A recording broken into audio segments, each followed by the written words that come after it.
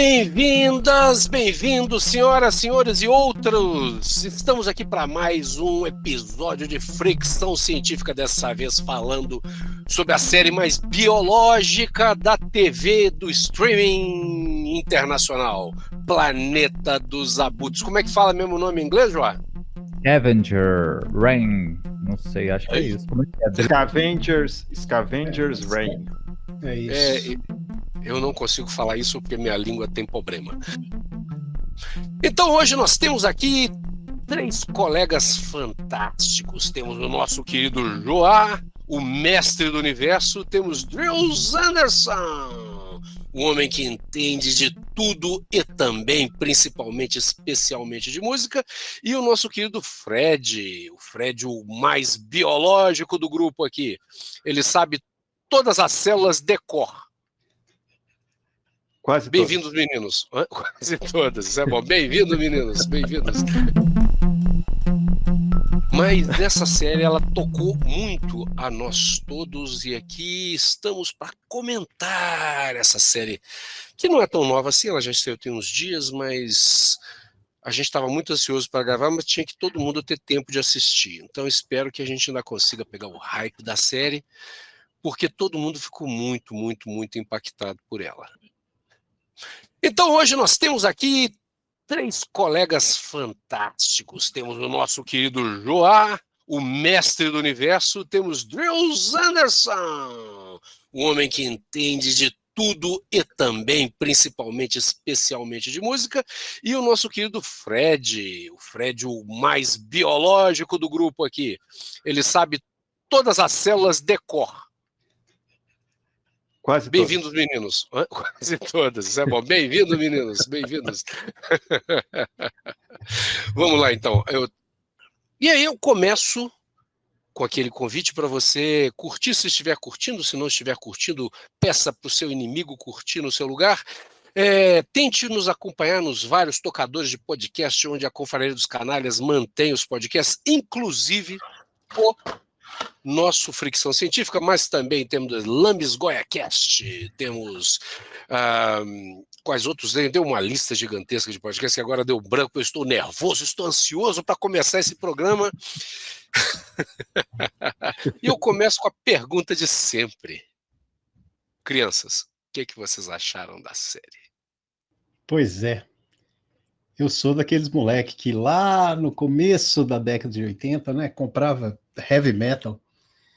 Em primeiro lugar, porque tinha desenho de mulher pelada, né? Em segundo, porque eram uns desenhos bem legais, umas histórias de ficção científica bem legais e tal. E eu fiquei muito órfão de heavy metal, cara.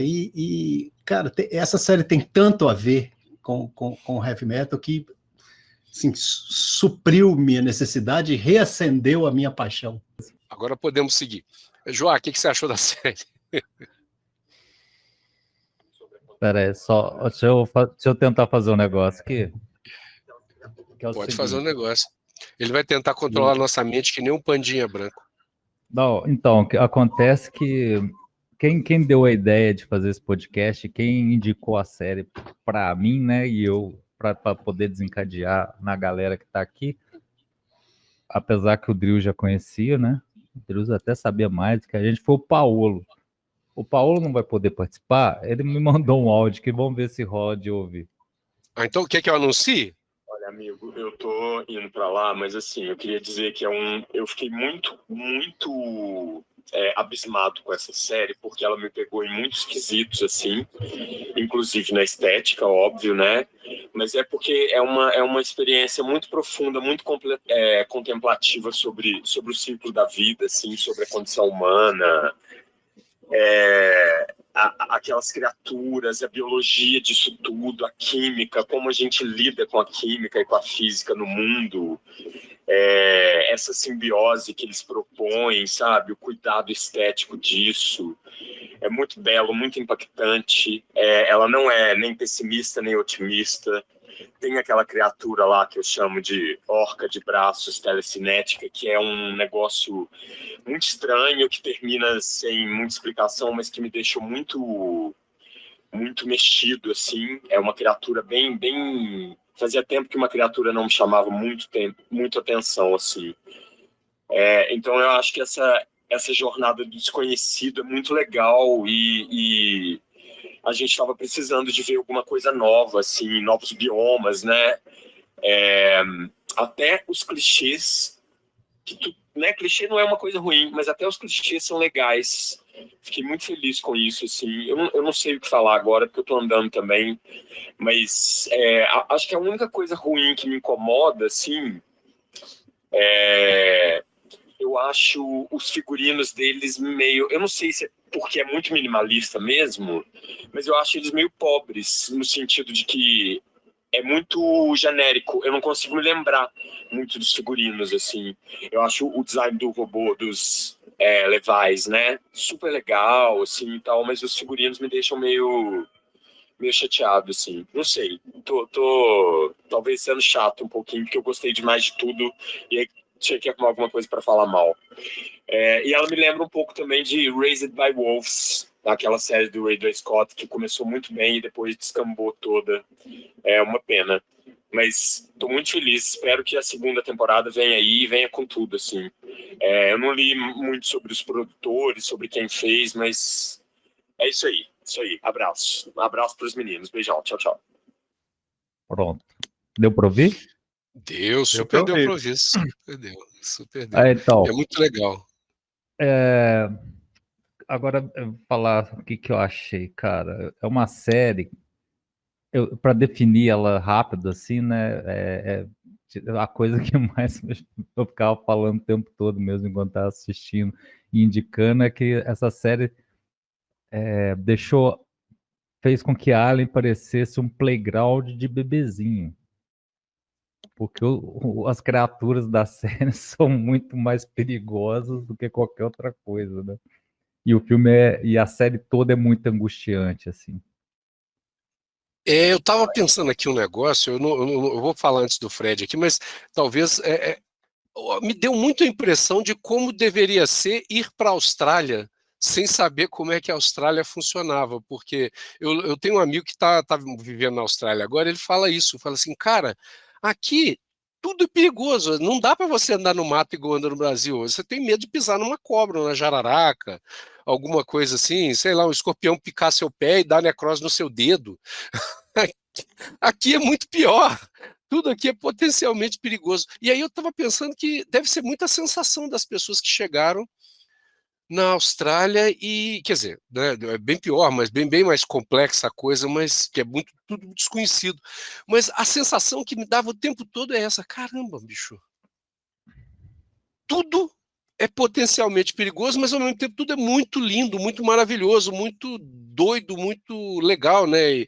E aí eu estou falando hoje absolutamente como leigo, né? Apesar da gente ser metido a ler sobre as coisas, realmente a série ela toca a gente não só do ponto de vista de quem tem interesse por biologia, acho que o Fred vai falar na sequência, porque é a terceira pessoa da Trindade convidada que está aqui hoje, mas ele toca muito essa coisa da gente, do leigo, do deslumbramento com as coisas, né? Da observação e do uau que a gente tem quando a gente vê um negócio que é muito legal. E acho que... bom, não sei, vou deixar o Fred falar.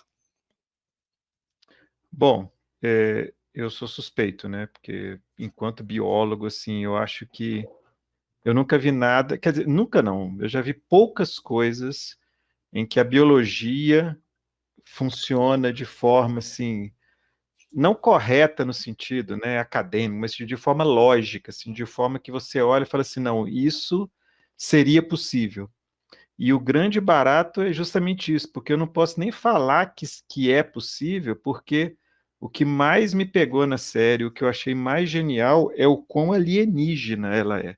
Então é a primeira vez que eu vejo um planeta alienígena que realmente é alienígena. Porque a gente é acostumado a dizer, vai para o planeta alienígena e tem um bicho de 4 patas, igual tem aqui. Eles simplesmente mudam assim, o jeitinho dos seres vivos lá do planeta para ficar parecendo. Mas se você bater o olho, aquilo parece um cachorro, aquilo parece um cavalo. Ali, cara, você vê, nada parece com nada. Assim, claro, a gente consegue fazer uma relação ou outra e tal, mas assim, é impressionante como que eles brincam com formas e cores, e principalmente com o comportamento, né, das criaturas. Então, o que eu acho mais genial, né, na animação é como que a biologia funciona de forma muito bacana. Tem um problema só, que mais na frente eu vou comentar, mas assim, é simplesmente maravilhosa essa série. Além da animação em si, eu gosto do estilo minimalista dos desenhos, e eles conseguiram criar personagens que, pô, você olha, você gosta dos caras, ou então você detesta, e aquilo é bem forte mesmo, assim. Então, você se envolve, nenhum personagem passa em branco. Até os personagens que aparecem pouco, né? Mas todos têm um papel ali, e você fica com aquilo na cabeça. É muito legal isso, né? E alguém falou aí alguma coisa que me lembrou, não foi exatamente essa expressão, o ciclo da vida, o círculo da vida e tal. E aí você falando isso, que as pessoas sempre dão um jeito de adaptar a imaginação dos outros planetas com características de animais e coisas familiares para a gente, e tem uma tendência também a antropomorfizar qualquer tipo de ser. Sim. Né? E Uhum. a série não faz isso, né? Então a gente não chega lá na série, começa a assistir, de repente você escuta lá no fundo alguém cantando alguma coisa tipo Na Tigania da Gagiti Babá. Não tem isso, né, cara? São alienígenas mesmo, assim, né? Minimamente como deveriam ser alienígenas, uma biologia diferente num contexto diferente. Tudo bem, bota lá uma vida baseada em água, a água lá é bebível, a atmosfera é respirável, até porque precisa ter né, algum tipo de facilidade para o storytelling do bagulho, mas fora isso é muito legal, né? E o que mais vocês podem dizer assim, porque a gente falou um pouquinho já desse comportamento das pessoas, da relação das pessoas com esse ecossistema. Porque ali a gente vê várias formas de interação diferentes, né? São 3 núcleos, cada núcleo interage de uma forma. O que vocês acharam dessa interação humanos-natureza? Não vou nem falar alienígenas, né? Humanos-natureza. Então, uma coisa que eu acho genial nessa interação, e isso não é explícito, né, mas a gente percebe quando presta atenção, cabe uma discussão, inclusive, com o que a gente faz aqui no nosso planeta, né? Que enquanto eles estão lá de boa, tentando viver, né, tentando se virar, claro, tem os problemas? Tem, né? A gente vê lá aquelas coisas gigantes que tem uma carapaça lá, né, que chega lá perto do acampamento da Ásia, mas assim, ela tinha um jeito de se virar com aquilo. De repente, o turning point da série é quando a nave entra, né? Quando a Demeter entra de novo, quer dizer, aí é que ele desperta aquela coisa, a gente vai sair daqui agora. Eu acho que a partir desse momento dá uma sensação assim, de que aí o planeta agora se torna hostil, e em reverso, o planeta, é como se o planeta também reconhecesse a atitude deles como hostil, né? O planeta assim, eles estão querendo se livrar da gente. Aí que é a grande sacada que muda, né? E aí começa a bagaceira, é só ladeira abaixo, né? De uma hora para outra, todo mundo fica inimigo de todo mundo lá dentro. Então é interessante isso, assim, uma mensagem que eu pego muito nisso é, ó, se você conseguir conviver com a gente na boa, a gente tá aqui, a gente só existe. Agora, se você quiser sacanear com a gente, meu amigo, a gente vai sacanear com vocês com mais vontade, porque a gente é mais bacana em sacanear os outros que vocês. Então eu achei essa sacada muito legal, sabe? Eu achei muito legal isso que você falou, porque me lembrou, enquanto você falava, me veio uma referência, depois outra. A série original de Perdidos no Espaço, lá no início, as primeiras temporadas, a primeira temporada, aquela em preto e branco, não o filme piloto, mas os primeiros episódios da série me lembram muito o núcleo do... Eu nunca lembro o nome dos personagens, né? Do piloto e da botânica. Exatamente, o Sam e a Úrsula. Né? E me lembra muito o Perdidos no Espaço, sabe? Aquela coisa assim de a gente está aqui, vamos sobreviver, vamos encontrar uma forma de lidar com esse planeta pedregoso, e aí de repente a gente tem que se deslocar, e aí começa a encontrar ciclopes e coisas do gênero, gigantes destruindo, jogando pedra no nosso carrinho. Mas é uma dinâmica que é familiar, mas é uma dinâmica familiar muito bem construída. Né? E a outra coisa que me lembrou é um filme antigo. Se eu não me engano, chamou-se O Mundo Perdido, onde contava uma história baseada no Edgar Rice Burroughs, que era também O Mundo Perdido, que falava da cidade chamada uma ilha chamada Caprona, que tinha toda a evolução humana a evolução da Terra numa ilha só. Então, perto da margem, você tinha homens pré-históricos, você caminhava para o centro, você ia encontrando dinossauros cada vez mais antigos, até chegar na fonte de um rio, que não sei por que os caras resolveram subir o rio, e aí a moral da história é que em Caprona nada pode voltar atrás, né, ir para trás na evolução. Né, e os homens estavam tentando fazer isso, eles vieram da orla, né, do mar e tentando entrar para o centro da ilha. E de alguma forma isso que você falou me lembrou essa ideia, porque a gente faz isso na Terra o tempo todo, né? Nós estamos fazendo isso com o planeta. Nós estamos tentando subverter a regra e como dizia aquele comentarista esportivo, a regra clara. Pensando nos 3 núcleos que aparecem lá na história, né? Você tem ali o Sam e a Úrsula, eles são os que estão com a vida mais estável, entre aspas, tranquila, né? Mas a atitude deles é de interagir com o planeta, é de se integrar ao planeta, criar uma vida, criar um dia a dia. Eles têm aquelas tarefas diárias que eles vão repetindo. Você vê que eles estão familiarizados com as coisas, eles sabem onde... Aprenderam um monte de coisas, né? Onde que tem mais risco, onde que tem as coisas que eles estão precisando. E aí você tem a Asi, que está com o Levi, né, com o robô. O objetivo dela é sair de lá, né? Ela tem um radinho que todo dia ela pega o radinho e fala: gente, estou aqui perdido, tal, tem alguém me ouvindo, vem me tirar daqui, tarará, tarará. E o Cayman, né, que ele se nega, ele está em estado de negação, ele está dentro da cápsula e não sai, e está horrorizado com as coisas que ele vê passando pela janela dele, mesmo sem entender o que é, o cara está aterrorizado, e ele não está tendo nenhum tipo de interação com a coisa. São 3 atitudes possíveis, né? Que você pensa assim, quando você vai nesse espírito de explorador, né? São 3 situações possíveis, 3 atitudes muito legais, cara, e que elas contrastam e ajudam muito a conduzir a história. Eu achei sensacional essa levada. Isso é muito legal, cara, é muito legal mesmo. E toda a relação do Cayman, né, com aquele personagem, aquele ser extraterrestre que o pessoal convencionou chamar de Pandinha, ela é muito interessante porque é uma relação que a gente vê em muitas relações humanas, né? As pessoas elas tendem a se relacionar de uma forma que pode caminhar para aquilo. Recentemente eu estava vendo uma pessoa descrevendo uma relação dela com a família, como que ela construiu esse tipo de relação com os filhos. Então ela começou a estabelecer uma relação com os filhos em que ela gerava uma fantasia, né, de vida, criava quase que uma realidade paralela com os filhos e ia se nutrindo daquilo que os filhos traziam para ela. Iam trazendo para ela, e alimentando os filhos com isso. Só que os filhos foram crescendo num mundo de fantasia.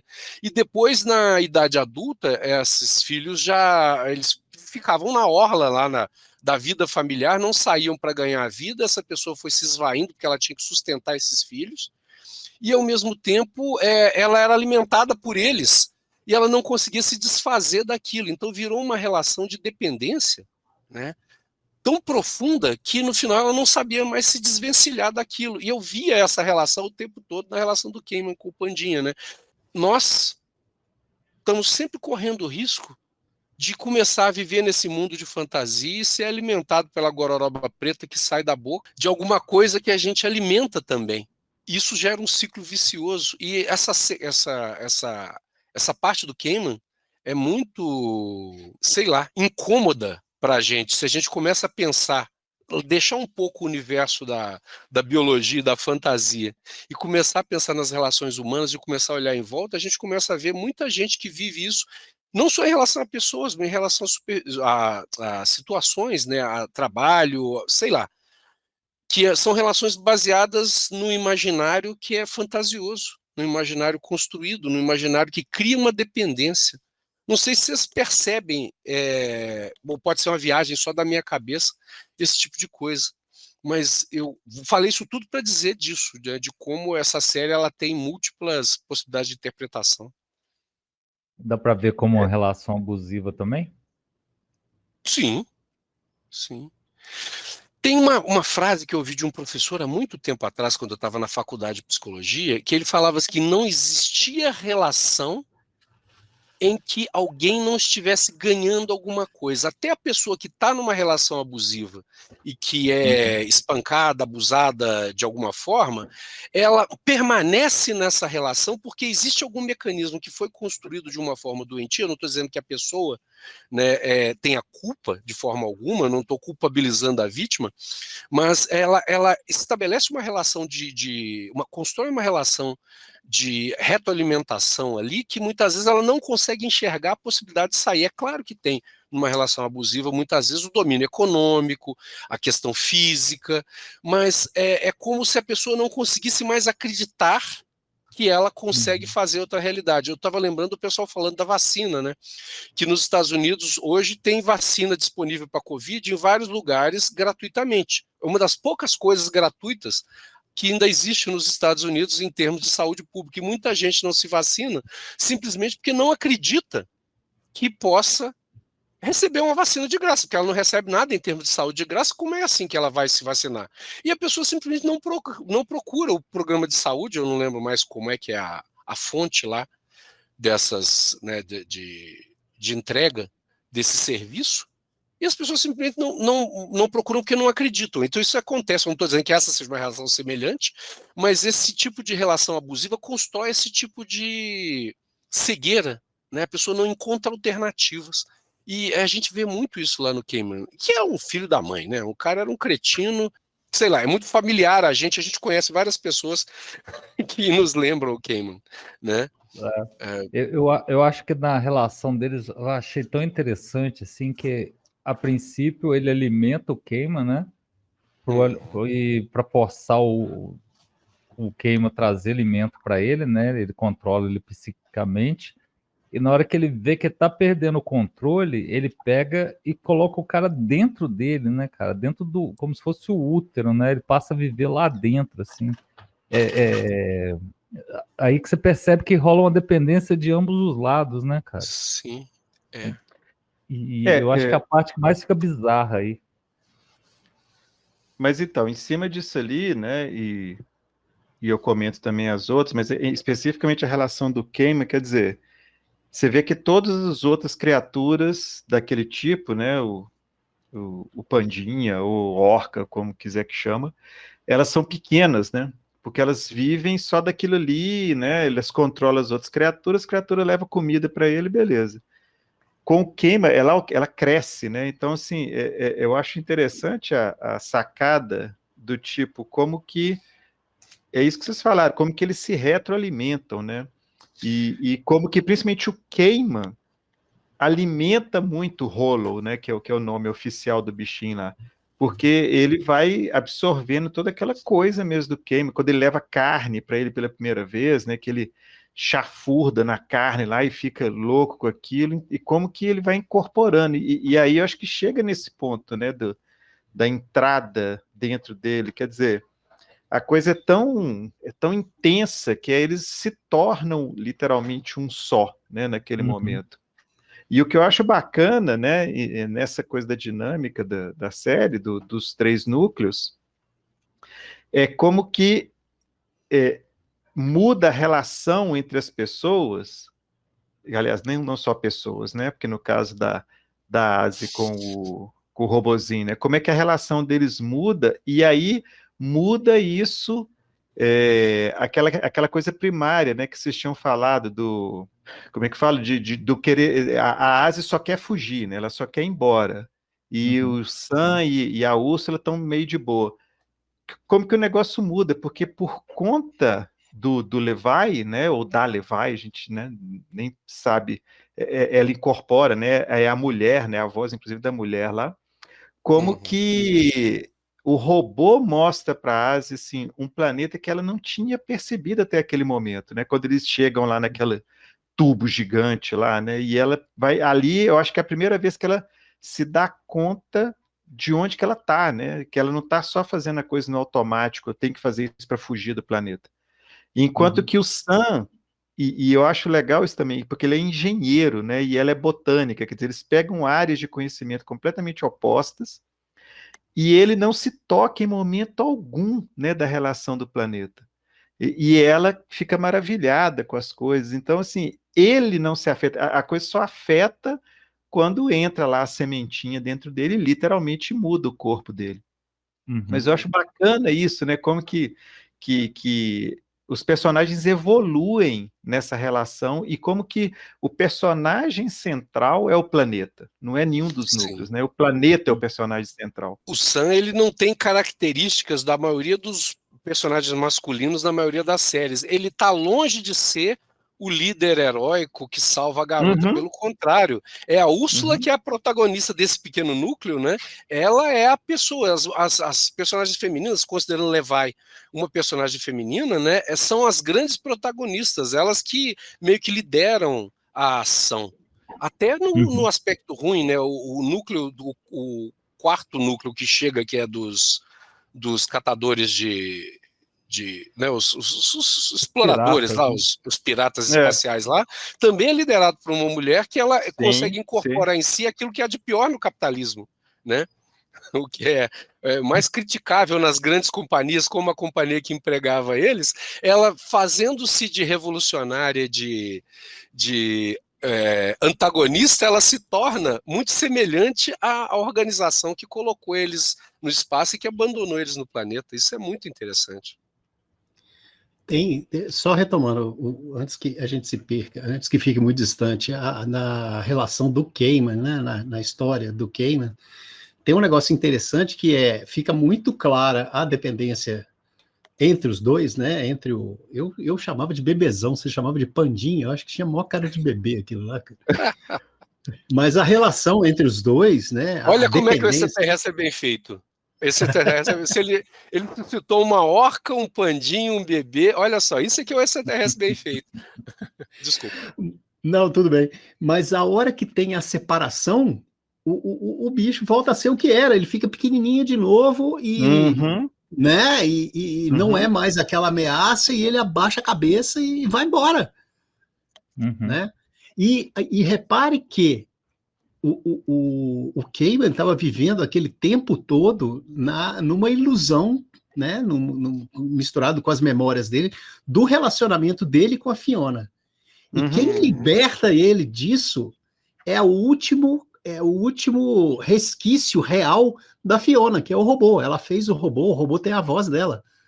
Né? Então, o Levi é que vai lá e busca, literalmente, né? Busca ele lá de dentro, busca o Kamen lá de dentro, e separa os dois e traz ele de volta para a realidade. É um troço muito louco, cara. É muita camada de significado sobreposta. E uma coisa, Drius, que é interessante, desculpa, João, eu te interrompi.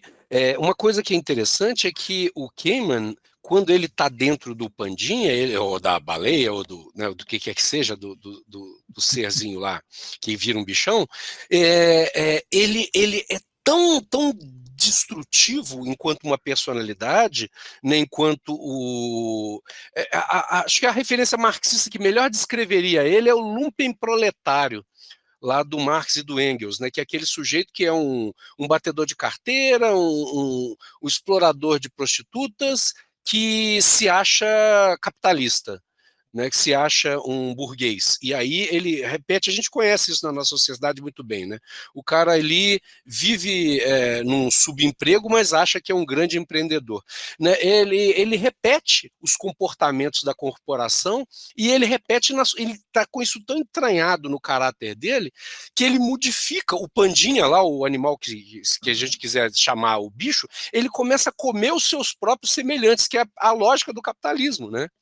É o devoramento do outro. Aquele vídeo clássico que circula no Instagram aí, que já circulou em outros lugares, da garotinha perguntando pro pai: papai, mamãe é comunista? Ele não. E eu sou comunista? Ele falou assim: deixa eu ver. Se você tivesse uma coleguinha que... Você está levando o que de lanche? Eu estou levando pão com presunto e queijo para a escola. E se seu coleguinha não tivesse levado lanche nenhum, você faria o quê? Você deixaria ele com fome?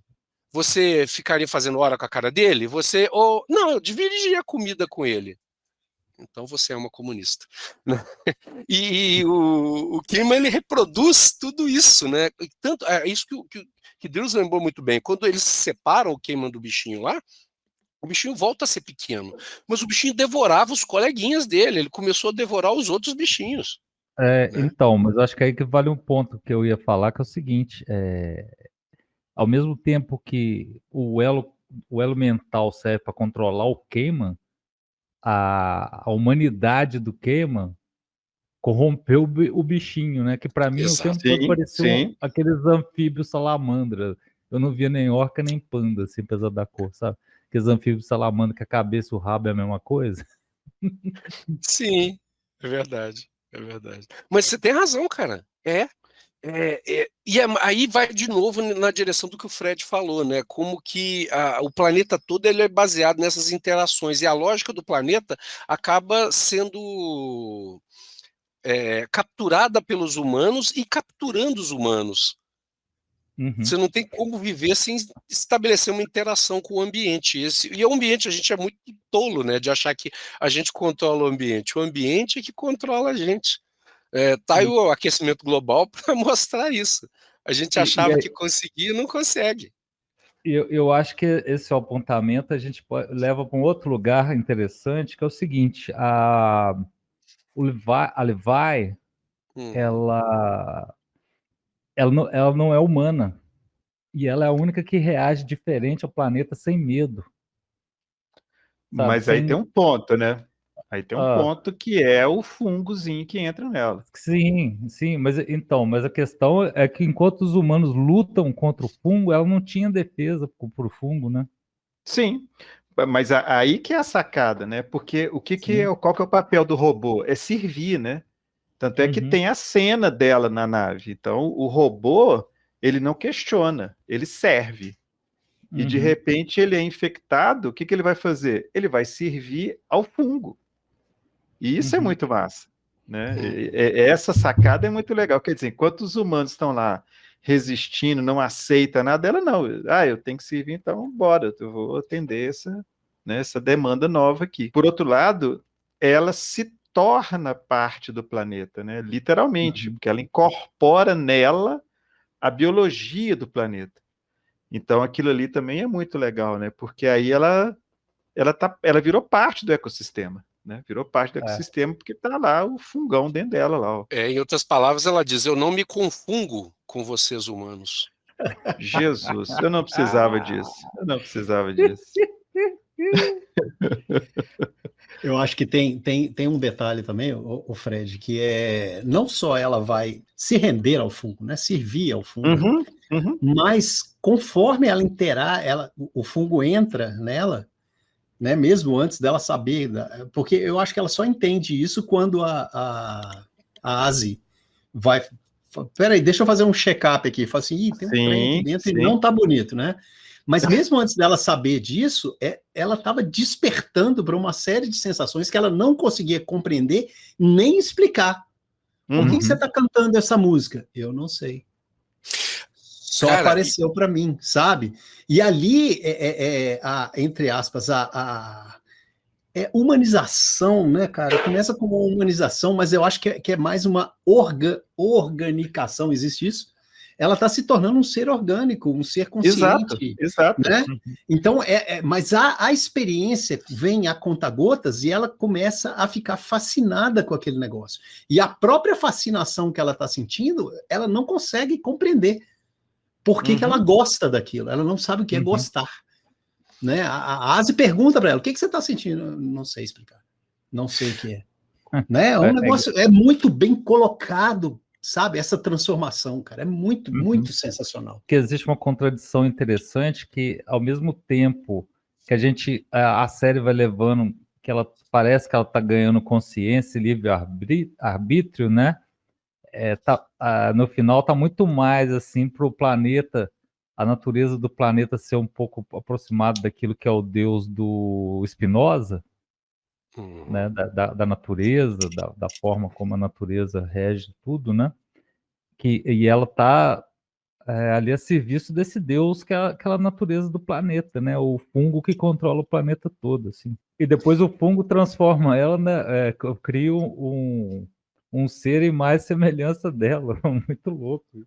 Isso é muito louco. E é muito legal pensar que, de alguma forma, a Levi, ela repete o que acontece com a gente quando a gente se torna humano.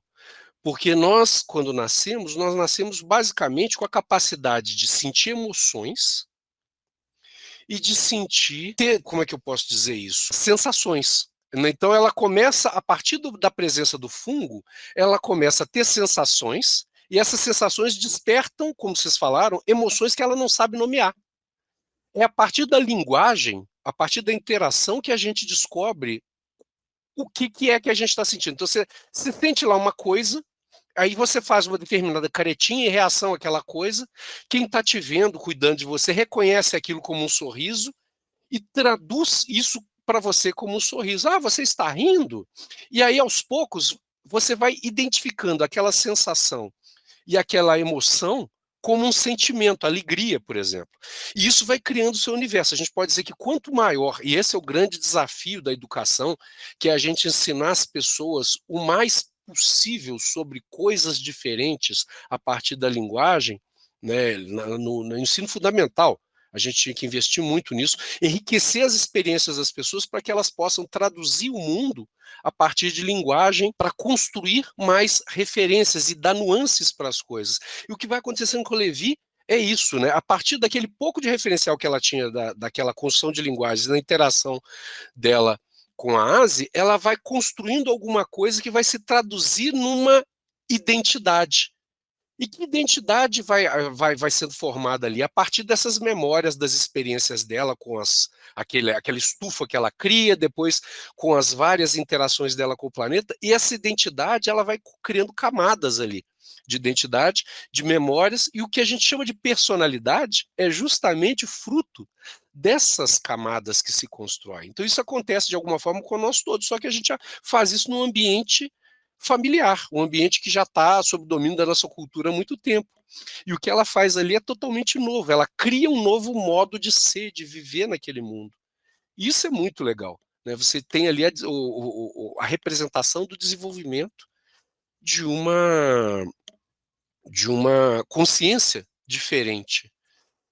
Uma consciência que, sei lá, a gente pode olhar e ver ali os processos que o Piaget descreve como assimilação, estabilização, desestabilização, reassimilação. A gente pode ver ali o estado de desenvolvimento proximal do Vygotsky, né, que é no início você só consegue viver uma situação, por exemplo, né, fazer qualquer coisa mediada por outra, até que você incorpora aquilo em você e você começa a ser autônomo, né, e começa a funcionar autonomamente. A gente vê ali uma criança se tornando um ser grande, né, um ser amadurecido, né, e algo que os humanos não demoram a fazer, né. É até bacana ver a interação da Úrsula com aquela senhora que a encontra, né, que é de um núcleo que chegou ao planeta muito antes, e que ela no início ela parece meio que uma xamã totalmente integrada ao ambiente, depois a gente vê que na realidade ela está sob o domínio da sementinha que acaba pegando o Sam. Mas no final, a partir das anotações da Úrsula e as anotações dessa mulher quando ela chega ao planeta, a gente vê ali uma espécie de, sei lá, florestania, pensando no Ailton Krenak, né? Uma integração das pessoas com aquela natureza e a criação de algo que Levi antecipa. Só que, claro, eles não se fundem como Levi se fundiu. Viajei pra caramba aqui, né? Eu resumiria isso assim, né? Levi ganha uma consciência, né? E é curioso que ao tomar consciência de si, é a primeira vez que ela fala não. Que tudo que a Asi falava, ela fazia. Abre aí, deixa eu ver. Abria. Faz isso, deixa eu ver. Fazia. E mesmo às vezes, né, pelo tom de voz dela, passava uma impressão, às vezes, que ela estava incomodada com aquilo, mas ela ia e fazia. A partir do momento que ela dá esse salto, que ela começa a ter sensação de tato, né? Que a Asi encosta nela e ela sente o tato. Ela fala assim, eu prefiro que você não faça isso comigo. Então, quer dizer, ela começa a falar não. E isso é muito interessante, né? Porque é a coisa mesmo de, olha, eu existo, eu não estou aqui só para te servir, né? Então, eu achei muito bacana essa sacada. E o negócio da xamã que você falou, né? Bom, a gente pode fazer duas leituras, né? Uma leitura é essa que você faz, a outra leitura é, não, ela realmente estava integrada, ela estava tão integrada que ela virou parte do negócio, da pior forma possível, mas ela estava 100% integrada, né, no planeta ali, daquele esquema do planeta controlando todo mundo, né? Sim, é verdade. Aconteceu com ela o que aconteceu com o Levi. Isso, só que de outra forma, né? Quem infectou o Levi foi outra estrutura, né? Aquela que infectou a mulher, ela tinha uma estrutura muito mais parasita, enquanto que no caso da Levi, pelo menos, assim, me pareceu, do ponto de vista biológico, uma coisa muito mais de simbiose mesmo. Ali não tem, tá tudo bacana para todo mundo ali, né? Não tem ninguém perdendo naquela relação. Ô Fred, isso é uma coisa que eu estava querendo falar desde o começo e já tinha até esquecido, cara. Se você pensar ali em tudo que aconteceu e for na essência, porque o protagonista é o planeta e a história é a relação entre os seres que vivem naquele planeta, tá? E se você for na essência da coisa, as relações são de simbiose, de parasitismo e de comensalismo, e não varia disso. Né? Isso tudo, as relações entre as pessoas, né? De eu não gosto de você, eu quero fazer isso, eu vou te explorar, não sei o quê. Isso, cara, tá na casca, porque a essência tá nessas três relações da biologia, cara. Eu achei isso muito joia. Não, com certeza. Eu acho que o foco super bacana do planeta é isso. Acho que você resumiu da melhor forma. Tudo ali se reduz a relações ecológicas. Sabe, é cada um se virando, é um tentando vencer o outro, vencer entre, né, não no sentido capitalista, vamos dizer assim, da palavra, no sentido assim, de sobreviver. Não é aquela coisa, porque um problema do darwinismo é que as pessoas traduzem como a lei do mais forte, né, e eu detesto essa tradução. Não é. É o mais adaptado, cara. Se você se adapta bem àquilo ali, você pode ser a criatura mais fodida que tem. Se você conseguiu se adaptar, você conseguiu passar desapercebido, ou conseguiu ocupar uma outra pessoa, você está bem na fita. E é isso que as criaturas no planeta que tiveram, né, sabe lá quantos milhares, milhões de anos para evoluir, elas estão lá em interação. Tem um fungão que toma conta do planeta todo, com aquela florzinha branca lá que fica espalhando esporo para tudo quanto é lado, mas o resto, assim, elas vão se virando, cada um, né, faz lá as coisas do seu jeito. E aí é isso, são essas relações no fim das contas. Sobre a relação lá de parasitismo da xamã com aquele monstrão lá esquisito lá, cara, mas a xamã não sai ganhando também, porque a impressão que tá é que ela tá ali há muitos anos. Sim, sim. Será que aquilo não é a única forma dela ter sobrevivido? Tanto que tem uma coisa que é muito legal, assim, que ela não tem nem mais linguagem humana, cara. Mas aí que tá, será que ainda existe uma mulher ali? Essa é a questão. né? Por isso que fica essa dúvida se é um parasitismo, se não é. Eu encaro aquilo muito mais como parasitismo, porque, inclusive, ela passa para frente a semente, né?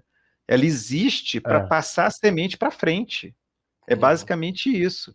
E isso é interessante, porque a gente vai lá no Dawkins, né, com a teoria do gene egoísta. Gene egoísta. É aquilo, cara. Quer dizer, ela só tem sossego quando ela enfia a sementinha lá dentro do Sam. Aí, beleza, aí tudo tá bem para ela. O próprio Sam tinha aqueles ímpetos, né? Aquela cena que ele tá lá, acabou de salvar a Úrsula, de repente ele espelha uma semente e ela acorda na hora que ele ia colocar a semente nela. É muito isso, ele fica envergonhado, porque ali a gente vê um conflito entre algo interno que obriga ele a fazer aquilo e algo, né, que ele ainda tem a consciência dele, mas ele vai perdendo ela aos poucos. Tanto é que ele fala assim, olha, Úrsula, vai embora, porque eu não sou mais. Né, e aí a história dele encerra ali, que eu achei muito legal também, porque se fosse uma série convencional, e alguma coisa ia acontecer para salvá-lo e ele ia aparecer no final, escapei. Não, ele morreu porque as pessoas morrem, shit happens. E naquele planeta shit very happens. Shit happens all the time naquele planeta. Mas aí vem só rapidinho, que é uma coisa que eu insisto nisso, né? Que eu vejo muito assim, é um planeta brutal, porque todo mundo quer te matar, porque... Gente, uma floresta é daquele jeito, sabe? É assim que funciona uma floresta. As coisas funcionam assim, porque tá todo mundo ali, bacana. Não tem nada de tranquilo numa floresta. Uma floresta é um lugar extremamente, assim, dinâmico. É uma coisa que o tempo inteiro está mudando e as criaturas criando mecanismos de sobrevivência. Então não tem nada de mais. Então, o planeta é normal. Se você pega humanos, ainda quebrou o galho dos caras, né? Que tem oxigênio e a água é igual a nossa. Já quebrou galho demais dos caras, porque o planeta normal, o cara ia sair da nave. Vida baseada em carbono. Isso, vida baseada em carbono, tudo isso. Tudo isso. E aí a gente pode até ter o espaço para levar e começar a ter aspirações zen budistas e taoístas, né? Ela pode ficar lá meditando. What is the sound of shit when it happens? Mas aí eu vou voltar na Levine, assim, talvez até para vocês me ajudarem a entender. Mas a Levi também mudou. Sim. A Levi morreu, gente. Então, e isso a Levi foi ressuscitada. Você quer coisa mais espiritual do que isso? Não, sim, mas igual o lance da semente, que você falou lá, né, que leva, porque quando a Levi orgânica aparece na nave no final, não sei se não é a mesma coisa, saca? Porque ali para mim o contágio tá indo embora. Não, ali a relação é outra. A relação é outra. Você vê que a mulher lá, né? Vamos chamar ela de xamã. Ela foi lá, salvou o cara, mas para passar a semente, ou seja, é como se aquela estrutura existisse simplesmente para propagar a semente, para passar aquilo para frente, né? A Levi, ela tem uma outra relação. Ela está interagindo. Ela ainda está assim. Ela está consciente do que está fazendo. Ela não está ali a serviço pura e exclusivamente a serviço de. Ela está criando mais vida, inclusive, né? Sem prejudicar os outros. Ela está fazendo das próprias coisinhas dela lá. Ela está de boa ali. Ela não precisa dos outros. Ela cria vida ela própria. Eu acho que a relação é bem, bem diferente. Ela não depende dos outros. Aquela coisa lá depende dos outros. A plantona monstrão lá. Eu sinto essa diferença também, né?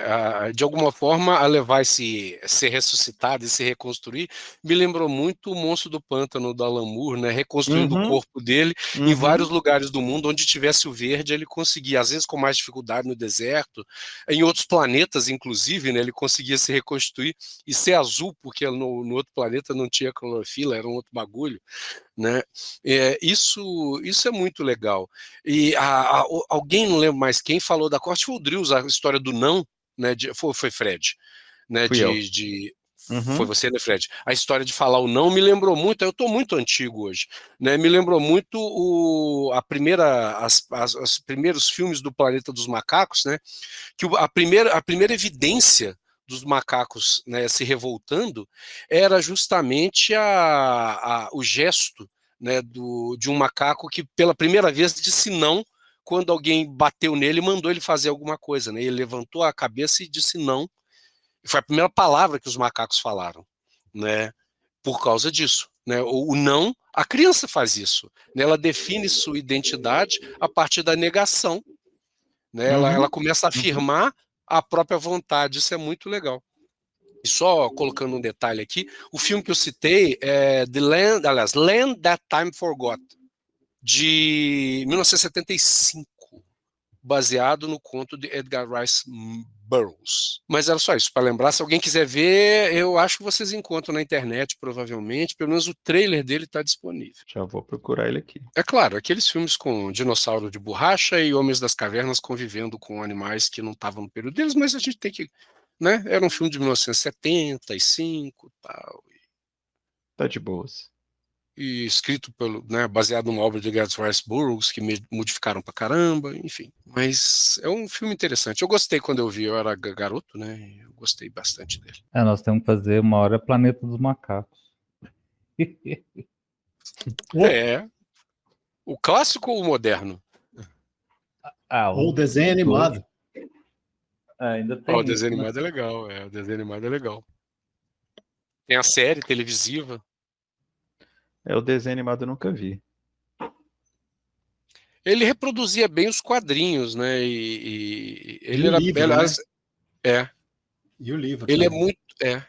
O livro é bacana, eu até tenho o livro. Bom, mas voltando à nossa série, o que mais chamou a atenção de vocês na história que a gente viu? Deixa eu contar uma história aqui, tem tempo que eu não conto história. Senta que lá vem história. Eu sei que eu contei para o Joá isso, cara, que eu estava lendo aquele livro do Cixin Liu, né? Que vai virar série agora na Netflix, O Problema dos Três Corpos. E era um livro, cara, que tinha anos que eu queria ler, e aí quando apareceu, vai ter uma série, etc. Eu falei, bicho, para de adiar, eu vou ler esse livro. E li, cara, e teve uma coisa que me incomodou profundamente, cara, que é uma cena em que o alienígena que recebeu a mensagem da Terra, né, e respondeu, o cara, ele fica num momento assim, de que ele não podia ter respondido essa mensagem para não dar a outras civilizações uma prova de que a civilização deles existia e tal. E aí o cara começa a se preocupar, cara, que ele vai ser demitido, ele vai perder o emprego se alguém descobrir aquilo, e que na idade que ele tá, ele já não vai ter dificuldade para conseguir outro emprego. E aí eu parei, cara. Falei, para. Sabe, eu tô vendo, tem uns filmes que tem alienígenas, tipo A Chegada, né, que eu acho uma representação fantástica, cara. É um troço muito louco, assim, não é humano e não tem nada a ver com o ser humano biologicamente, né? Mas no momento que um cara num outro planeta, a não sei quantos anos-luz de distância, está preocupado se ele vai ficar desempregado, eu não posso continuar lendo esse livro, cara. Teve um amigo que eu comentei isso com ele, ele falou assim, cara, mas o livro é sensacional, continua, passa por cima disso. Eu não vou passar por cima disso, porque não dá, cara. Quando eu era criança... A suspensão da descrença tem limite. Não dá, cara, não dá. Quando eu era criança, eu era rato de biblioteca, e eu devia ter uns 8, 9 anos de idade, eu achei um livro, cara, que foi o primeiro livro do Carl Sagan que eu li. Eu saí pesquisando aqui, porque eu esqueci o nome do livro, parece que o livro chama Os Planetas. E tem um capítulo nesse livro que o Carl Sagan fica especulando sobre como poderiam ser os alienígenas. E ele fala isso, não esperemos que a evolução tenha acontecido da mesma forma. Né? Se for muito parecido, ao invés de ser um primata que evoluiu, podia ser um morcego, alguma coisa assim, mas provavelmente foi muito mais diferente que isso. E aí ele especula de uns seres que são tipo um balão de gás que viveriam nos planetas, né, as gigantes gasosas. Vênus, e tal. Não, isso aí, isso é cosmos. Isso aparece não, no Cosmos. Pois é. Não, eu vou chegar lá. Quando passou o Cosmos, no Cosmos ele aprofundou essa ideia. Mas isso está nesse livro, o livro é de Está 66. antes? É Pra o mim livro de isso 66. era do livro do Cosmos mesmo. Não, Então no já livro do tinha essa Cosmos. ideia antes. Sim, no livro do Cosmos ele retoma essa ideia. E aí, cara, o que que rolou? Na semana passada, eu abri o YouTube, cara, e apareceu um vídeo do Neil deGrasse Tyson. Eu acho que é assim que pronuncia, né? Sim. O nome dele. E ele, o Neil deGrasse é discípulo, né, do Carl Sagan, todo mundo sabe disso, né? E ele falando que ele foi convidado para ir no México ver aquelas múmias de alienígena que encontraram no Peru. E aí, cara, procura esse vídeo, bicho, é muito legal. É muito legal. Ele descasca. Ele fala assim, gente, primeiro, o mundo acadêmico não funciona assim. Você não convida cientista para ir num congresso para mostrar. Não. Você faz análises, você compartilha seus resultados, você troca informação, você permite a outros cientistas que tirem amostras, etc. e tal, para pesquisar, etc. E é muito improvável que haja alienígenas antropomórficos. Teria que ser uma coincidência muito grande, num universo muito grande. Então, retomou essa ideia, cara, e aí foi, na semana, eu assisti esse vídeo e fiquei muito entusiasmado com a... Ele tem uma retórica muito boa, né, cara? É um cara, ele é muito bom. É um cara muito bom. E aí, bicho, eu comecei a ver o filme com esse entusiasmo. Eu já tinha visto o curta, né? Quando ele saiu lá atrás, tem, sei lá, 5 anos, 6 anos. E eu tinha ficado maravilhado, cara. E aí aquele negócio foi voltando. E como que o pessoal, cara, fugiu. Sinceramente, é o filme sobre alienígena que eu me lembre de ter visto que mais fugiu da coisa. Os caras ali estão praticamente aplicando o que o Carl Sagan falou lá em 1960 e sempre retomou, cara, sabe? Como é que eu vou dizer isso, bicho? Foi um treco epifânico, sabe? Uma retomada de uma epifania que eu tive lá com 8 anos de idade, depois eu tive de novo com 10, quando eu assisti o Cosmos, talvez mais, né? 12. Cosmos é de 80? É 80, né? 80. Cara, 80. Pois é. Início da década de 80, na verdade. Lá com 12 anos, quando eu vi o Cosmos de novo, e que me deu essa fagulha na semana anterior, vendo o Neil deGrasse Tyson falando, e aí, bicho, na hora que eu comecei a ver a série, foi uma explosão, cara. Sabe, eu tive que segurar para não ver tudo junto num dia só, apesar do Joá tá me cobrando. Já viu? Porque, cara, eu queria assistir e ficar morgando, pensando naquilo tudo que eu tinha visto, sabe? É um negócio legal. E assim, o Cláudio perguntou, né, o que mais marcou na história. O que mais me marcou, na verdade, não foi a história. Eu achei a história legal, muito bem construída, muito bem alinhavada, né? Os personagens que surgem, os meninos lá que são os próprios Scavengers, né? Os caras que estão indo lá tirar as coisas, as sobras, né? Eles... fica tudo muito integrado, cara. Você olha para a história, você não consegue ver nada gratuito, assim. Mas o mais legal mesmo é isso, é o ambiente, cara, sabe? É como que o negócio é retratado.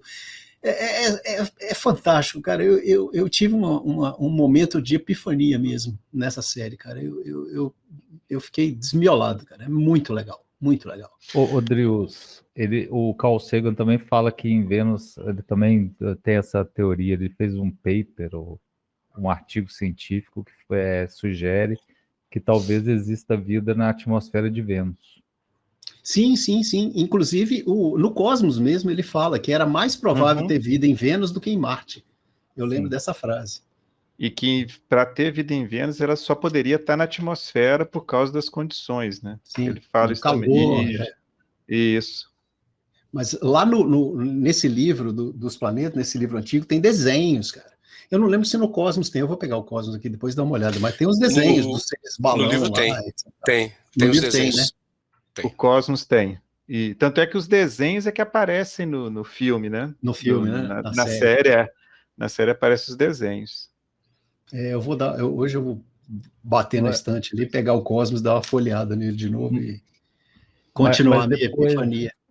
Depois da fala do Drius, assim, me voltou uma outra um outro espelhamento que eu fazia, uma outra analogia que eu estava fazendo com quem perguntava o que eu estava achando.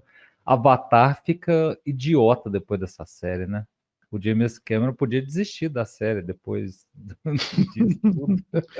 Pois é aí que entra naquela coisa, né? O Avatar, você vê as criaturas, você reconhece as criaturas. Não tem nada no Avatar que você olha e fala assim, pô, mas o que é esse bicho, né? É um passarinho, é uma flor, é um coral. Você reconhece tudo. E lá não, cara. E tem umas sacadas interessantes, assim, de detalhes, né, que eu fui ver. Não sei se vocês repararam, né, mas o Cayman, no finalzinho, né, na última cena dele lá, que ele pega aquele bichinho, que eu achei genial, o bicho que tinha três, não chama de pata, né, mas três extensões. E é legal porque quebra com a lógica biológica terrestre, que é a coisa do espelhamento, né? Então você tem 4 pares de patas, você nunca tem assim, um animal com 5 patas. E lá eles põem um bicho com 3 patas, e aquilo é genial, cara, porque eu falei, pô, até esse detalhe os caras pensaram, né? Mas que é aí que eu fui ver o primeiro, porque tipo, me tem alguma coisa nesse bicho que eu tava lembrando. Aí eu fui ver o primeiro episódio, é a criatura que o Hollow tenta pegar no início e não consegue. Então é uma coisa meio de fechar ciclo, né? Quer dizer, o Hollow tentou capturar e o Cayman liberta. É meio que uma redenção do Cayman. Ele, tipo, pô, o cara aprendeu alguma coisa, né? Precisou de entrar na barriga do bicho lá para entender um pouco as coisas, como é que funciona. Então, e isso é muito legal, assim, essa coisa mesmo de ser alienígena. E o que o Drills fala, eu senti isso no filme também, me remeteu demais às ideias do Carl Sagan, né? E essa coisa dele ousar pensar criaturas diferentes. Então, eu acho que essa é a grande sacada, e, de novo, eu volto na minha fala inicial.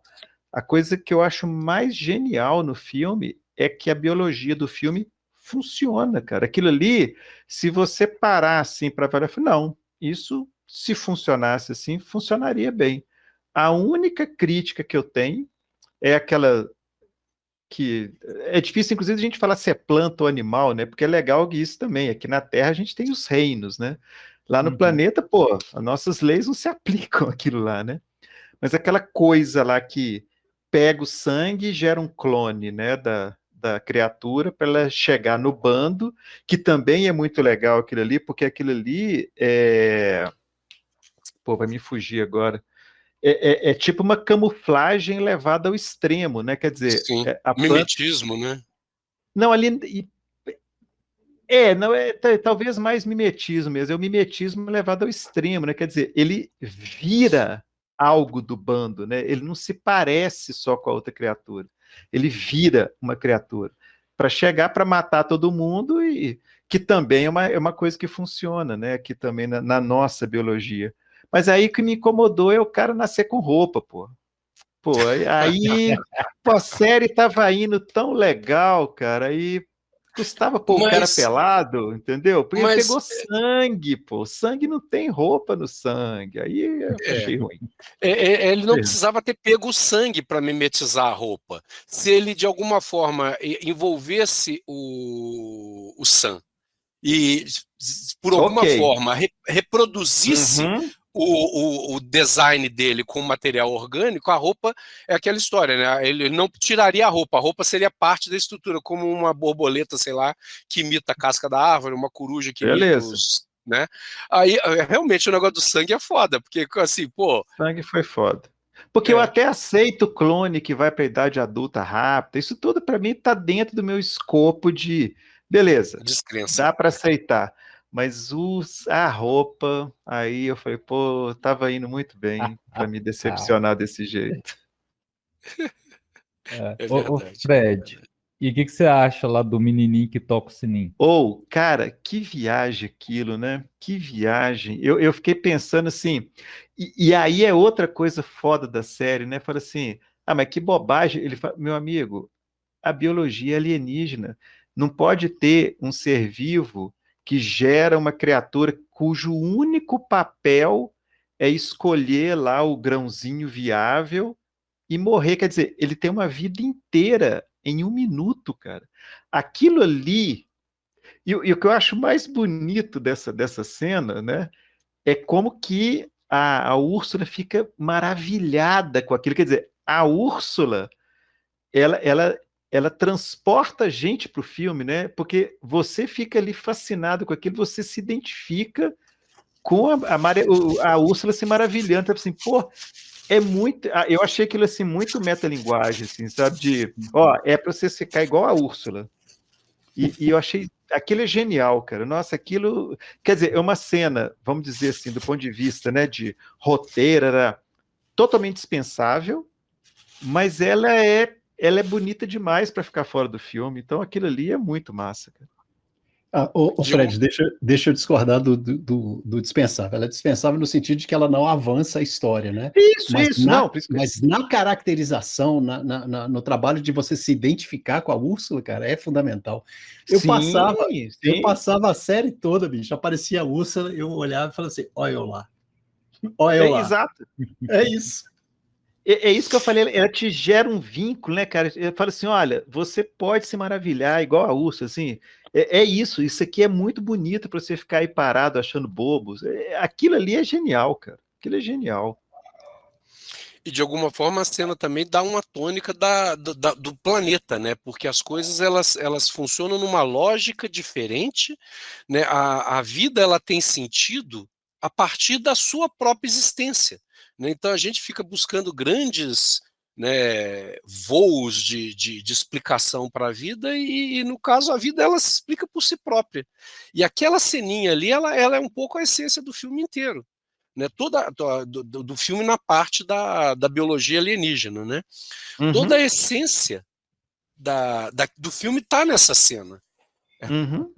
E aí, de novo, a gente pode brincar. Ali, de fato, estaria o Circle of Life. Né? Pois é. O ciclo da vida, né? Eu não vou incomodar vocês cantando a música de novo, mas ali dá para escutar isso, né? E não no macaquinho levantando o leãozinho lá no alto da montanha. Alguma coisa mais ocorre a vocês, pessoas? Tem. Eu vou. E o que vocês acharam do final? Daquela perspectiva de um culto ao fungo, sabe? O fungo já tinha escapado daquele planeta, sabe? Ele vai ser. Pois é, esse final ele... Tinha uma coisa quando eu era menino, eu tinha os finais em aberto que me deixavam em pânico, assim. Eu não conseguia dormir, tipo a dança com os vampiros. O final da dança com os vampiros, que os vampiros fogem, né? Na carroça lá, você fala, puta, o mundo todo vai virar vampiro agora. Aí eu não conseguia dormir, cara. Achando que todo mundo ia virar vampiro. Assim, a série o tempo todo ela me deixou muito. Aquilo que o Drius. Eu não consegui maratonar, sabe, Drius? Eu assisti um episódio e tinha que abandonar a coisa, porque eu ficava até meio deprimido, assim, cara. O negócio é forte, assim.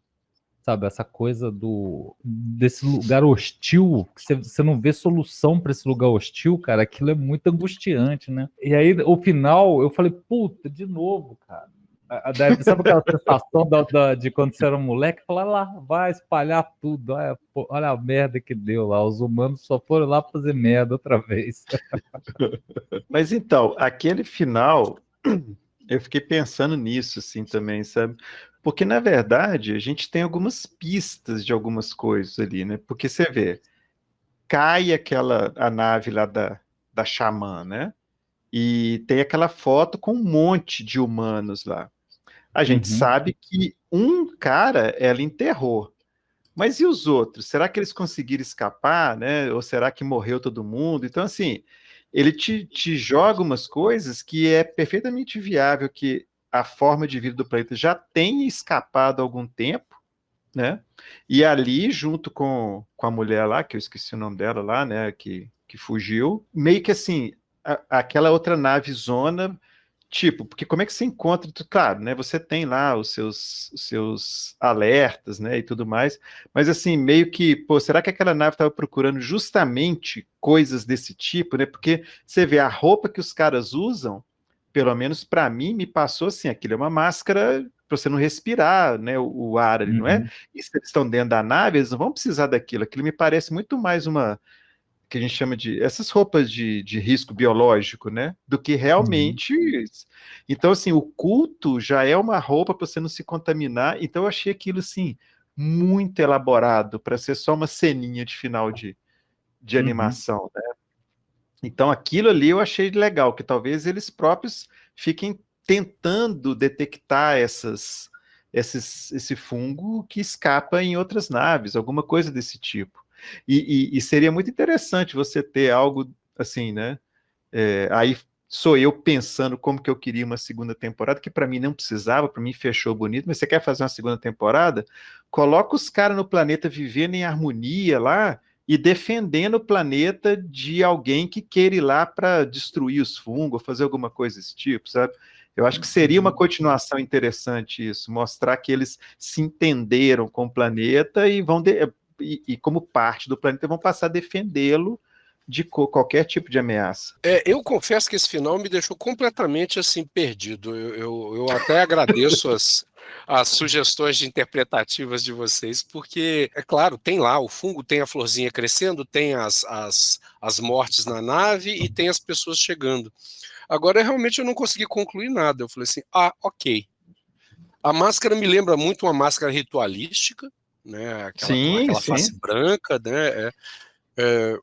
Por isso que eu falei de um culto. Não, eu concordo. E para mim a máscara ela tem esse duplo efeito. Ela é ritualística e ela também protege o cultista. Como a máscara dos Doutores da Morte lá da peste bubônica. Isso, com cara de corvo.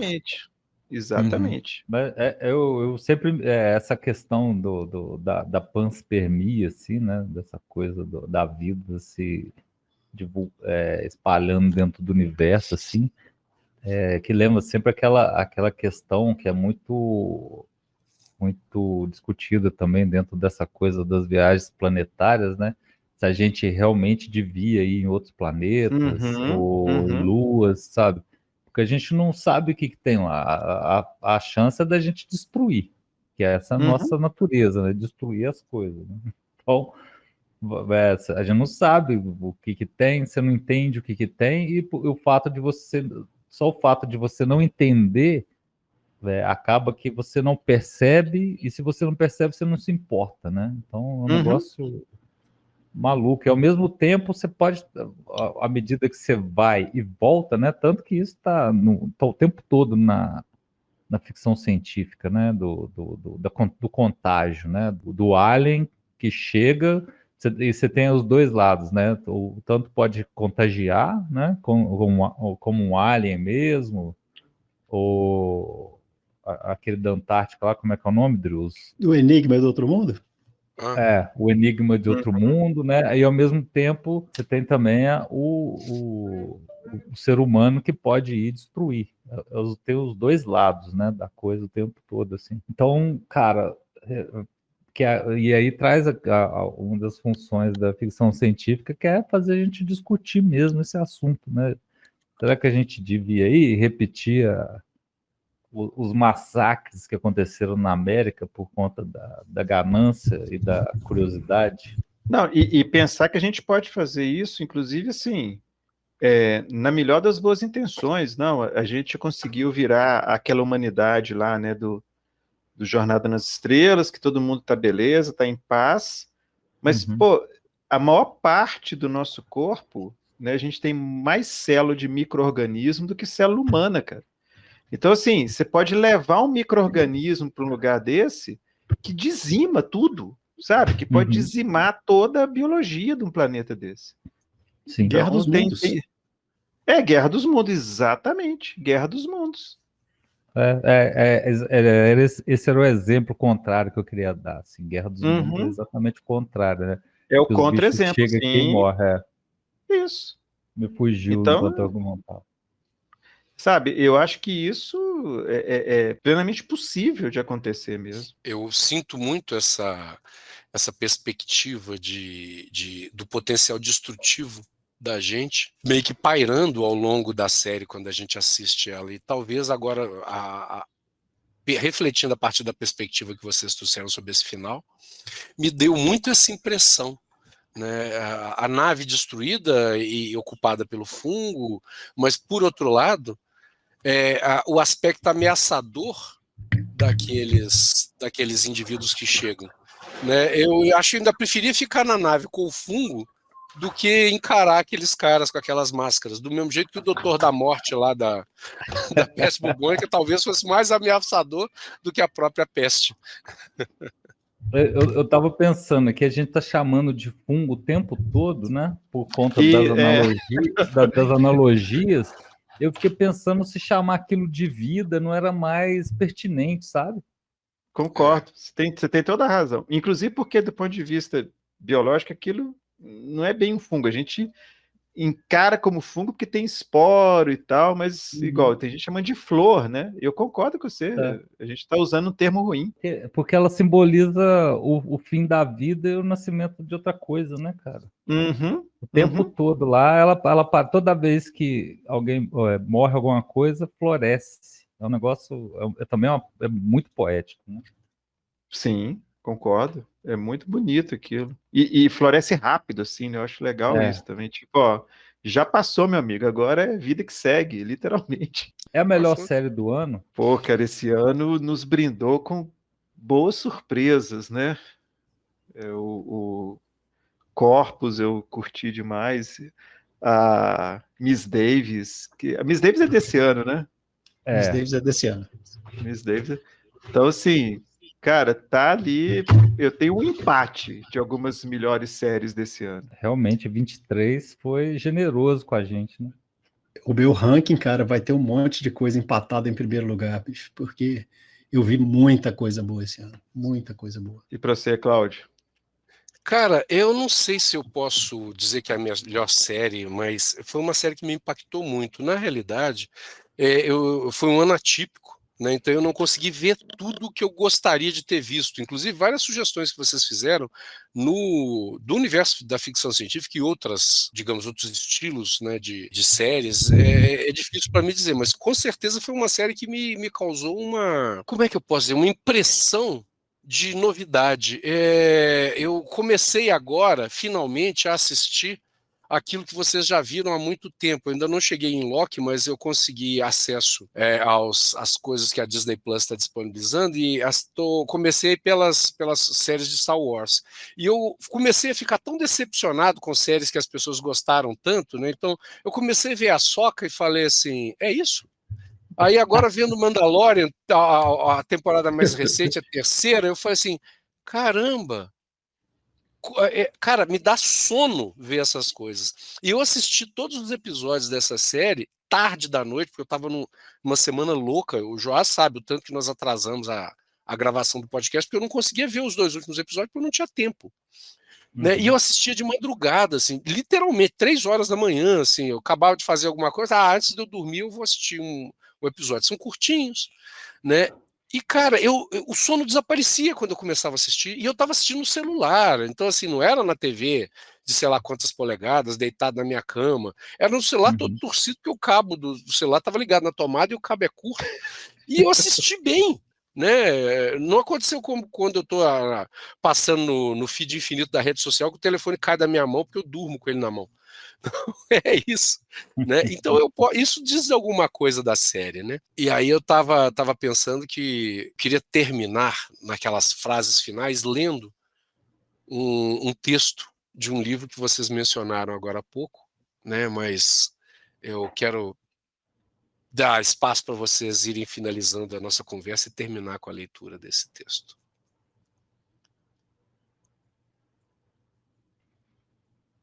Tchau. Esse silêncio quer dizer que acabou? Não, a gente está esperando o seu comando. Ah, tá, mas ninguém tem mais nada para comentar, nem nada, assim, acabou mesmo, assim, is the very end? Nossa, eu tô angustiado até agora por causa dessa série. Cara, eu queria muito morar naquele isso. planeta, cara. Eu queria muito morar. Eu não sei se eu queria não, porque as coisas é meio fodidas lá, mas assim, eu não senti angústia com a série. E é engraçado que a série, ela é muito fodida, mas eu acho que, no fundo, eu estava torcendo para o planeta. Então, assim, Matar todo mundo e o planeta. Ei! eu não fiquei assim. Claro, eu achei, por exemplo, a morte do Sam me pegou, sabe? Eu falei, pô, sacanagem, o Sam estava começando a virar um cara legal, né? Ele estava começando a interagir legal com a Úrsula, aprender, assim, ele estava se abrindo mesmo, porque ele era o cara técnico, né? É. Aí quando ele começa a ficar mais assim, pô, realmente tem beleza, que aquela passeio que eles estão, né, dando em cima daquela coisa gigante que tem uma pista, que tem um, né, que estão sentados lá, que tem que ficar andando naquela relva lá, cara, que cena bonita aquela. Aliás, várias cenas ali são lindas. Mas a morte do Sam me pegou, mas assim, eu não fiquei angustiado, eu acho que eu fiquei tão fascinado com como que eles construíram aquele planeta, que eu entrei, cara, eu entrei na história assim, na boa. Eu falei, pô, então é isso, bora lá. E vou te falar, cara, é difícil eu ter isso, até com série mesmo, não só com animação, assim, de eu não ficar assim, pô, vai dar merda, eu vou ficar puto, vai dar merda. E eu ficava assim, cara, se der merda, beleza, a história tá valendo a pena, sabe? Ele não me incomodou a condução da história. E isso é muito raro de acontecer comigo vendo série. Então, assim, é uma série que realmente, nossa, eu indico ela para todo mundo tem que assistir. É dessas que se saísse o boxinho em Blu-ray, eu comprava só para ter ela aqui para ficar assistindo depois de novo, cara. Com medo de sumir do streaming, que tudo some da merda do streaming agora também. Eu tive esse impacto todo que eu contei na história, né? Quer dizer, o universo conspirou para eu gostar dessa série mais do que eu gostaria em condições normais de temperatura e pressão. Né? O vídeo do Tyson, eu já ter visto a série, né? O longa lá atrás e pô, tem uns 6 meses que o Yuri falou, pai, você lembra daquele negócio? A gente viu de novo o curta, né? E vai virar série e tal, e eu já estava na expectativa, aí me aparece o vídeo do Tyson, e me aparece o problema dos 3 corpos, que me deixou muito chateado. Então, assim, tudo conspirou, cara, para eu ter essa epifania mesmo nessa série, cara. Eu achei muito legal, é muito bem feito, né? É o visual que meio que remete ao heavy metal, né? Metal Run, e meio que remete ao Akira, né, cara? Eu achei muito parecido com as coisas do Kazuhiro Otomo. Então, bicho, assim, o universo conspirou mesmo para me fazer gostar desse negócio. Gostei demais, está entre as melhores séries. Eu não sei se é a melhor, porque eu vi muita coisa muito boa esse ano. Mas, cara, definitivamente está entre as melhores coisas que eu vi, talvez não nesse ano, entre as melhores coisas que eu vi na minha vida. É muito legal. Muito legal. Eu acho, acabou que eu não respondi. Eu perguntei, não respondi. Para mim, a melhor série, porque fazia muito tempo que eu não via nada tão criativo. Mas muito tempo, cara. Assim, o tempo todo eu fiquei chocada. Falei, de onde vocês tiraram isso? Sabe? Eu me perguntava o tempo todo, de onde vocês tiraram isso? Isso aí, sabe? Aquela coisa. E vou voltar para fechar o ciclo, voltar lá na fala do Drills no começo, assim. É uma coisa que você via na heavy metal mesmo. As doideiras do Moebi, sabe? Eles conseguiram ser mais doido que o Moebi. É evolução, né? Evolução não quer dizer melhora necessariamente, mas nesse caso foi. Esse caso foi. Boa. Porque é importante, né, Fred, estabelecer que evolução a gente confunde no senso comum evolução com aprimoramento. E na realidade a evolução é adaptação. A barata, né, é extremamente bem adaptada, muito melhor que nós. Né? Então, a gente pode dizer que ela é mais evoluída que nós para muitos ambientes. E, né, do jeito que a gente está tratando o planeta, provavelmente elas vão herdar o planeta. Tem uma outra referência além do heavy metal que eu acho que vale a pena ser citado, que é o Planeta Fantástico, né, do René Laloux. Não, Laloux. René Laloux. Planeta Fantástico, eu tenho ele aqui em casa e eu assisto de novo, periodicamente. Cara, eu tive a oportunidade de ver o Planeta Fantástico com uma orquestra fazendo a trilha no cinema, no Fantástico Porto, que é um festival de cinema fantástico lá no Porto. Foi uma experiência muito massa. Vocês querem falar um pouco sobre o filme, já que vocês mencionaram ele, para quem não conhece? Servir de indicação? Cara, Eu não tenho muito o que dizer, não. Planeta Fantástico é um troço muito doido, né, cara? Muito doido mesmo. Pombas, gente. Quem não conhece, procura. Eu acho que ele tem até no YouTube. Tem no pra assistir. YouTube, dublado, Tem no YouTube pra legendado, assistir, de cara. todo jeito.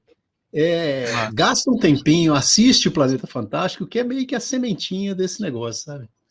O João lembrou bem. Eu não tinha lembrado dele. Vale a pena assistir. Uma coisa que me incomodou, vocês falaram de uma natureza exuberante, mas muito diferente da nossa, e aí depois foi mencionado, acho que não sei mais por quem, uma relva. E uma coisa que me incomodou nesse planeta é que tem animais muito estranhos, mas tinha relva, né? Tinha capim. E Que isso me não é incomodou igual a um pouco. nossa. Que não é igual a nossa. Você vê que ela não voltava, ela ficava aberta quando eles passavam. Aquela verdade. sacada eu achei massa. Eu achei massa aquilo ali. Ah, Então, quer interessante, dizer, eu não tinha me tocado disso. eu não sei se ela é igual a nossa, não, cara. Me passou a ideia que não é, não. Não, aí boa, eu não prestei atenção nesse detalhe. Quando você vê relva de novo em algum filme de dinossauro, geralmente tá errado. Não tinha grama Exatamente. naquela época, né? Exatamente, começa por aí. Bom, Fechamos? gente, fechamos. Últimas palavras. Vai assistir Planeta dos Abutres, cara. E assiste com mais gente, porque é seriado que é legal de assistir com mais gente para vocês ficar comentando uns com os outros. Eu acho que é. Aproveita que tem esse recurso de assistir junto aí, vai assistir esse trem junto com os outros. Eu acho que não. Eu queria deixar essa mensagem também. Não deixa, cara. Vai lá, procura agora procura o Planeta Fantástico para ver. Mas senta e assiste, cara. Essa série é sensacional. Eu acho que ela não dá nem para dizer que não vai agradar todo mundo, porque é um negócio muito diferente de tudo, cara. Vai lá e assiste. E não gostou, depois vem aqui no comentário e xinga. Isso. É para isso que a gente Duvido. serve. Duvido que você vai xingar. E pode ficar tranquilo que spoiler nenhum que a gente falou consegue descrever a maioria das coisas que acontecem. Então, pode bem com o negócio. Aliás, é a primeira gravação que a gente faz que a gente não dá uns spoilers, assim, daqueles que destrói a série, né, cara? Porque tinha umas coisas que a gente podia ter falado de spoiler aqui e a gente não falou, cara. Interessante Porque isso. não foi necessário, né? A série ela é tão boa que a gente não precisa se prender à trama para poder ter argumentos para discutir. Nós discutimos aqui, sei lá, quanto tempo tem de gravação, né? É uma quantidade boa de tempo e a gente não precisou falar da trama em profundidade e a gente tinha muito material para falar e poderíamos falar mais, porque senão vai acabar ficando meio repetitivo, né? Mas realmente é uma série que ela tem essa dimensão ainda de qualidade. Mas eu queria agradecer vocês, queridos Drills, Fred, Joá, por terem participado desse programa, convidar as pessoas para nos seguirem a todos os nossos podcasts, a Crise das Infinitas Séries, o Delâmbigos GoiaCast, né, aqui o Fricção Científica, todas as nossas outras produções, os nossos produtos da Conferência dos Canalhas, que é um material muito legal, inteiramente feito pelo amor das pessoas, pela arte dos quadrinhos, pela arte do cinema, pela arte da televisão, pelas artes que nos fazem transcender um pouco esse mundo que nos aprisiona em tantas coisas comezinhas e nos levar para o mundo da imaginação. E eu queria terminar com uma homenagem a H.G. Wells, que é o cara que pela primeira vez colocou trípodes, que foram mencionados agora, seres de 3 pernas, né, na ficção científica. Eu não posso dizer que ele foi o primeiro a falar de alienígenas, mas ele falou de trípodes. E o começo da obra dele, O Guerra dos Mundos, dá um pouco a entender sobre o perigo da natureza, mesmo a natureza alienígena, não ser nada comparado com o perigo que são os seres humanos. Ele começa o livro dele assim: nos últimos anos do século XIX, ninguém teria acreditado que este mundo estava sendo meticulosamente observado por seres mais inteligentes do que o homem, e, no entanto, tão mortais quanto ele. Que, enquanto se ocupavam com seus múltiplos problemas, os homens eram examinados tão pormenorizadamente como o são, sob a lente do microscópio, as criaturas efêmeras que abundam e se multiplicam numa gota d'água. Com uma complacência ilimitada, os homens moviam-se de um lado para outro de seu planeta, tratando dos seus pequenos negócios serenamente, na certeza do seu poder sobre a matéria. É possível que se passe o mesmo com os seres microscópicos, vistos somente por esses óculos de alcance destinados a observar o minúsculo. Ninguém imaginou que os mundos mais antigos do espaço pudessem constituir perigo para os homens. Se alguém pensou nisso, foi unicamente para rejeitar a ideia de que a vida existisse nesses mundos, pois esse fato parecia impossível ou improvável. É curioso recordar alguns dos hábitos mentais desses dias remotos. Quando muito, os homens imaginavam que poderia haver outros homens em Marte, talvez inferiores e prontos para serem doutrinados por nós. No entanto, nas profundezas do espaço, mentes que estão para as nossas como estas estão para a dos animais, inteligências vastas, frias, insensíveis, fixavam a terra com olhos invejosos e traçavam lenta, mas inexoravelmente os seus planos de conquista. E nos primeiros anos do século XX, chegou a grande tragédia vinda do espaço. É isso aí, gente. Muito obrigado pela escuta de vocês. Espero que esse podcast tenha deixado em vocês a sementinha para acompanhar a série, os filmes e as outras produções que nós indicamos. E vale a pena, gente, vocês olharem para a ficção científica. Ela ajuda a gente a pensar a sociedade, ajuda a gente a pensar a nossa natureza, o nosso planeta e a nossa vida com outros olhos. E, de novo, muito obrigado a Joá, a Drilce e ao Fred, especialmente ao Fred pela consultoria biológica para esse episódio. E um abraço grande para todo mundo.